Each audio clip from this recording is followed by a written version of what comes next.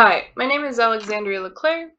Today I will be presenting the work by myself and my co-authors, Glencora Borradaile, Kelsy Kretschmer, and Michele Gretes, on the use and adoption of PGP encrypted email by activists.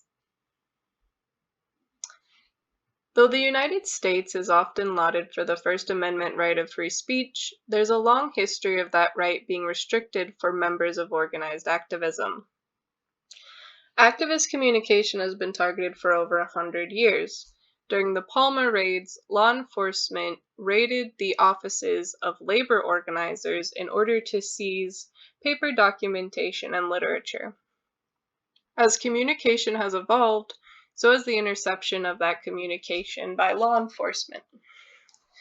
During the Civil Rights era, phone lines began being tapped by law enforcement, and now in the modern era, internet communication sees hashtags like Black Lives Matter, used by modern civil rights activists, being tracked by law enforcement.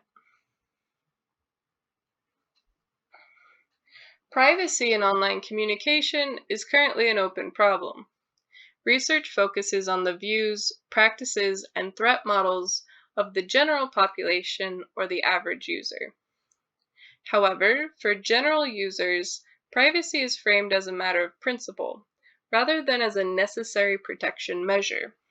And while this is probably true for a lot of average users, that if their online communication is intercepted or seized by law enforcement, they probably will not see direct consequences of that communication.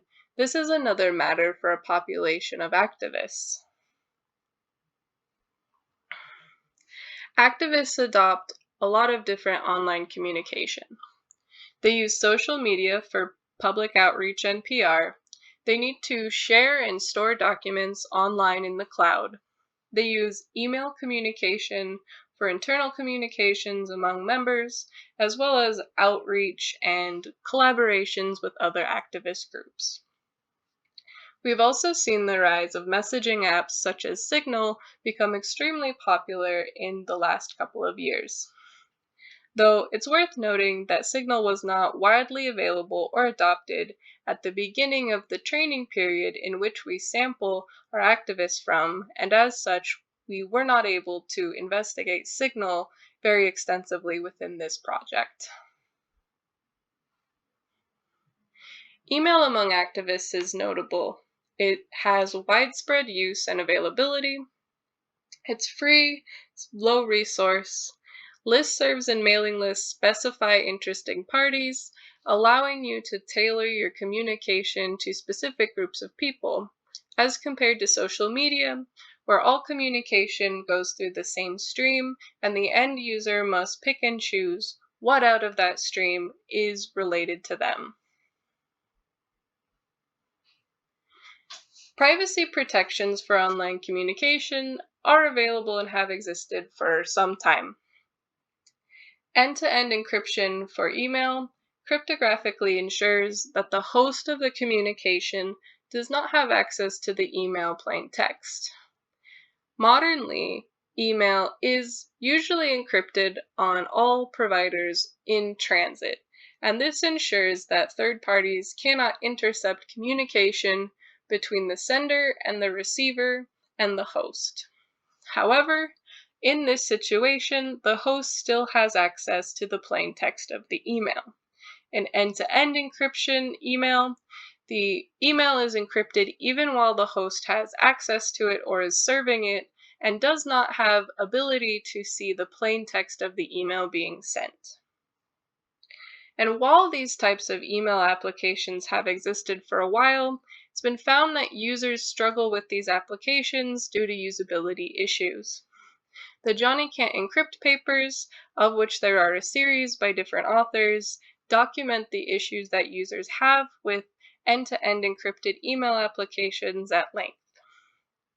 On reflection of these papers, it occurred to the research team that there exist users with an immediate need for private communication who must work around these usability issues, as the seizure of their email communication could result in consequences if law enforcement was to get access to their communication.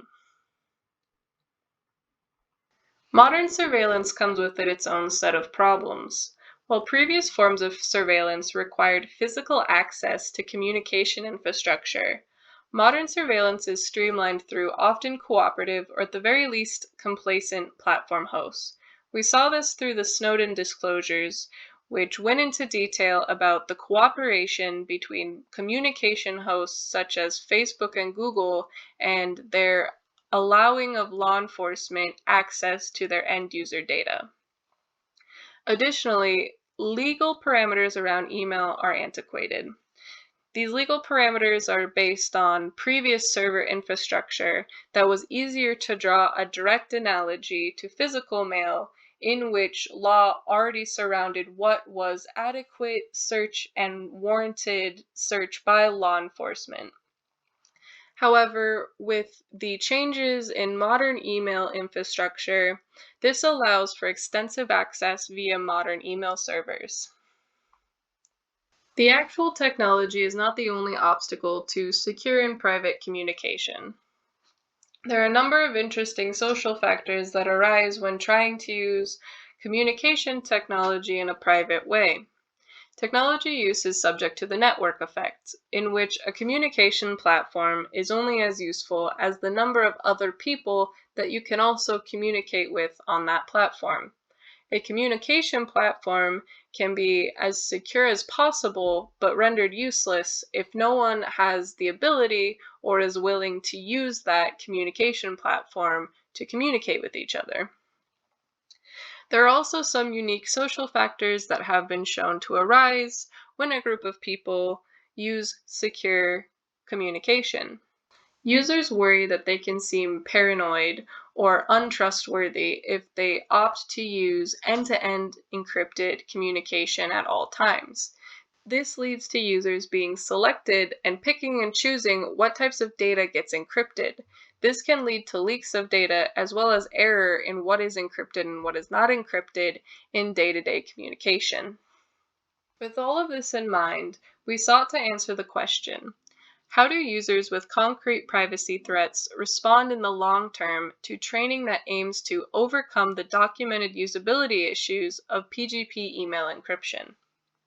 We surveyed participants of a private email workshop. Participants were taught how to use the Thunderbird email application with the Enigmail extension, which provided end-to-end encrypted email.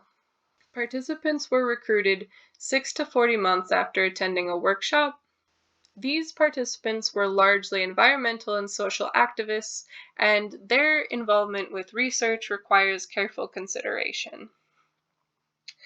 Risk can be associated with research, and this can be due to either the inability to ensure anonymity of participants on part of the researchers or the collection and improper storage of sensitive data.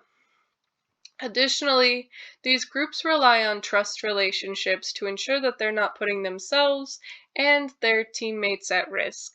So we must take utmost care in ensuring that these participants' data stays secure and private. As such, when we recruited participants, we sent pseudo-anonymous links to a Qualtrics survey.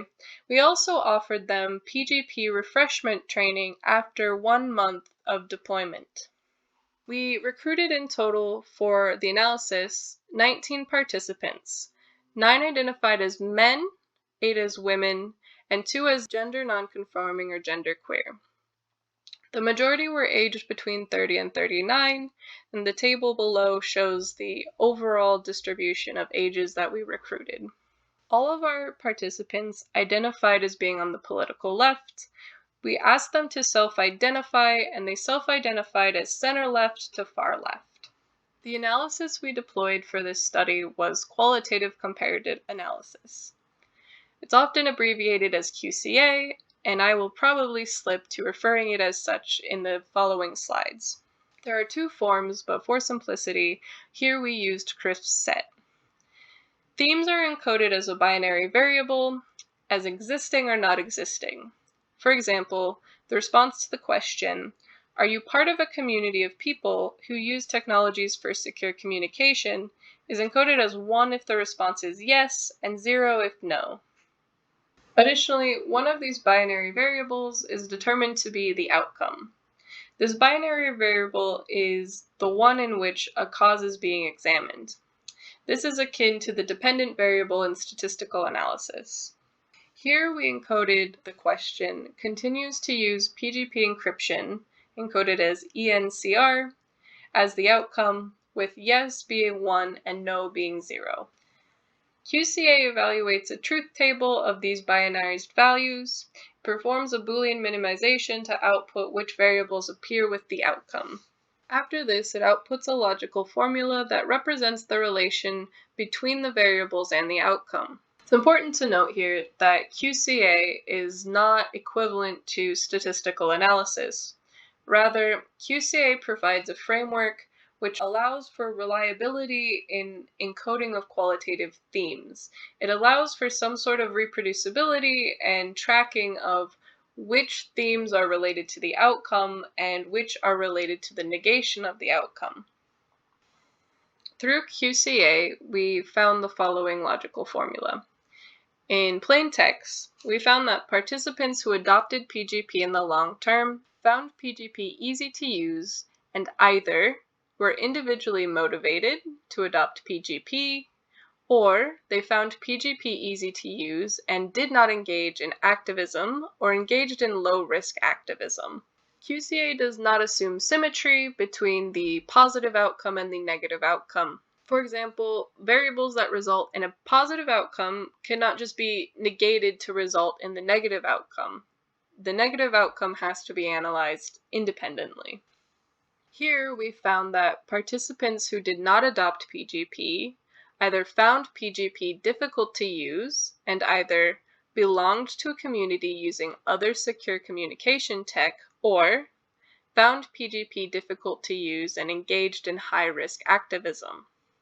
Additionally, we also found a formula in which participants who did not adopt PGP were not individually motivated and engaged in high-risk activism. Risk is of interesting note in our results, especially because it contradicts what might be a common hope in security research. Security research, we would hope that users would develop a threat model and that those engaging in riskier behavior take precautions based on that threat model to mitigate risk. However, what we found is our higher risk groups were less likely to use end-to-end encrypted communication. However, we can think of a couple of logical reasons why this may be the case. These users may be less risk-averse in general, both in their activism and in their communication. They may be willing to take more risks in the types of activities they participate in, and as such, also with the types of communication they employ. Additionally, these higher risk users may avoid technology altogether, as technology itself cannot be guaranteed based on our knowledge of what law enforcement has the ability to crack. The existing evaluations of PGP encrypted email focused on usability and on a user's first encounter with the process, and therefore their learnability with the UI elements of the applications. Here, we've examined how a specific demographic, those involved with activism, adopt PGP in the long term. Usability concerns absolutely need to be addressed. Instead, here we investigate those with an immediate need and a threat model better necessitating end-to-end encryption than the average user. We recommend that future work focus on the use of Signal and newer end-to-end encrypted applications, which did not exist through the training period in which we recruited from. In addition, this study was exploratory and more qualitative. We do not prescribe that our findings here be generalized to all users that may encounter end-to-end encrypted email, or even all activists who need to use end-to-end encrypted email. Instead, we're providing an account of a phenomena that we think is counter to the use of a general or non-specific user. Additionally, our recommendations for future work suggest that while future improvements are necessary, we need to support those with an immediate need and focus on meeting the needs of this specific user base. Before I end, I want to leave with a quote from Victor Papanek from his book, Design for the Real World.